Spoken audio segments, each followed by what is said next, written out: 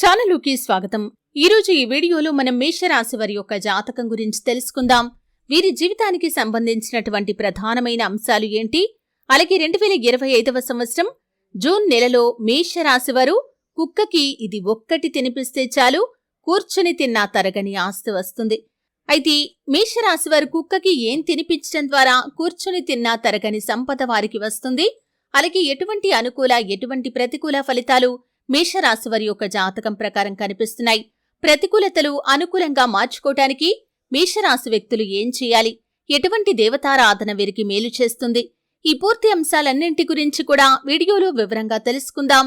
వీడియోలోకి వెళ్లే ముందు మా చిన్న రిక్వెస్ట్ ఏంటంటే, ఇదివరకు మా ఛానల్ని మీరు సబ్స్క్రైబ్ చేసుకోనట్లయితే సబ్స్క్రైబ్ చేసుకోండి. అలాగే పక్కనే ఉన్న గంట సింబల్ మీద ఆల్ అప్డేట్స్ ని క్లిక్ చేయండి. అప్పుడే మేము అప్లోడ్ చేసే ప్రతి వీడియోకి మీకు నోటిఫికేషన్ అనేది వస్తుంది.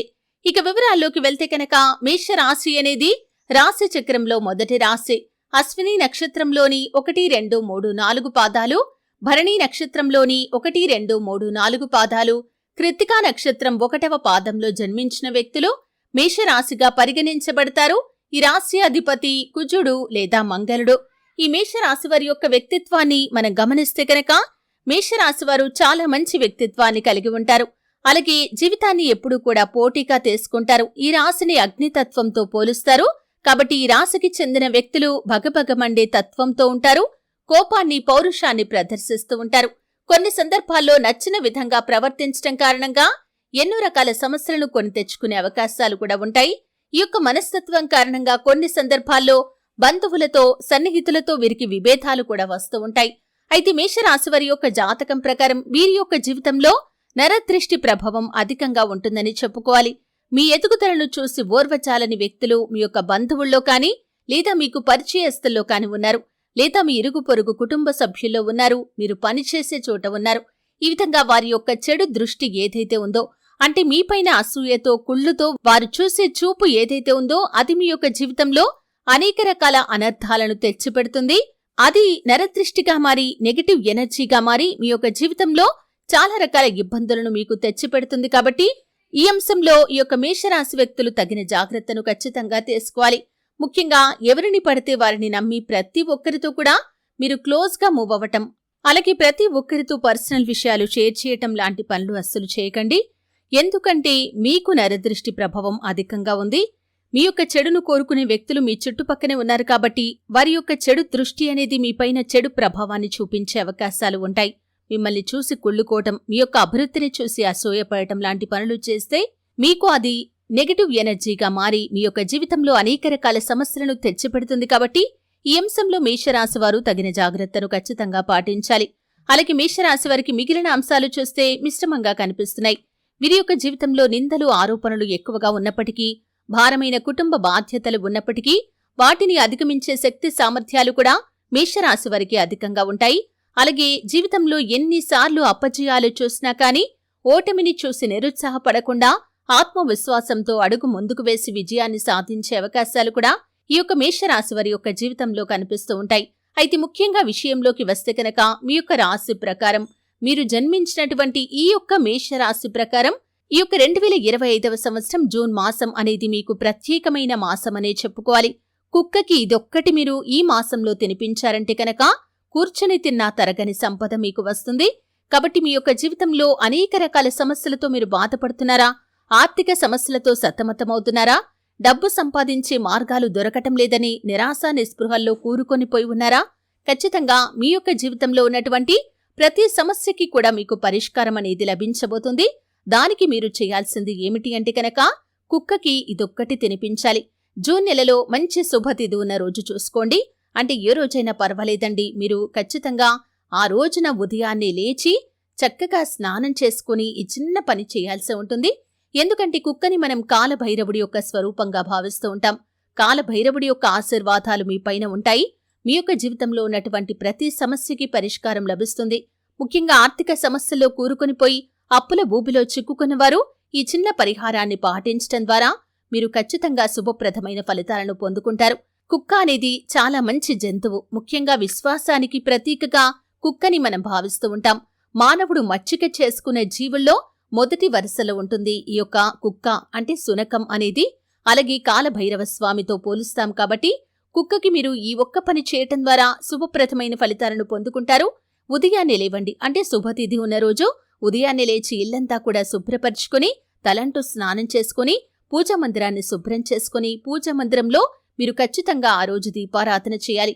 నిత్య దీపారాధన చేసే అలవాటు ఉన్నవారు కాని లేనివారు కాని ఆ రోజు ఖచ్చితంగా దీపారాధన చేయండి. వీలైతే నిత్య దీపారాధన చేయటం అలవాటు చేసుకోండి. వీలైతే ఉదయం సాయంత్రం ఇంట్లో దీపం వెలిగించటం ద్వారా నెగటివ్ ఎనర్జీని మన ఇంట్లో నుండి మనం పారద్రోలగలుగుతాం. కాబట్టి ఈ విధంగా నిత్య దీపారాధన అలవాటుగా చేసుకోండి. అయితే ఈ రోజు కూడా మీరు దీపారాధన ఖచ్చితంగా చేసుకోవాలి. అలాగే దీపారాధన చేసుకున్న తర్వాత మీరు చేయాల్సింది ఏమిటి అంటే కనుక వేడి వేడి అన్నంని వండండి. అంటే మీరు ఏవైతే బియ్యాన్ని అన్నంగా వండుకుంటారో ఆ బియ్యాన్ని శుభ్రంగా కడగండి. అంటే ఇది కుక్కకి తినిపించడం కోసమే కదా అని అపరిశుభ్రంగా అస్సలు చేయకూడదు. ఇదొక రకంగా మనం నైవేద్యంగా భావించాలి. బియ్యాన్ని శుభ్రంగా కడిగేసి మంచినీళ్లు పోసి మీరు శుభ్రంగా వండేసేయండి. అంటే కొంచెం మనం ఏ విధంగా అయితే అన్నం వండుకుంటామో దానికంటే కొంచెం మెత్తగా ఉండే విధంగా అన్నంని వండేసేయండి.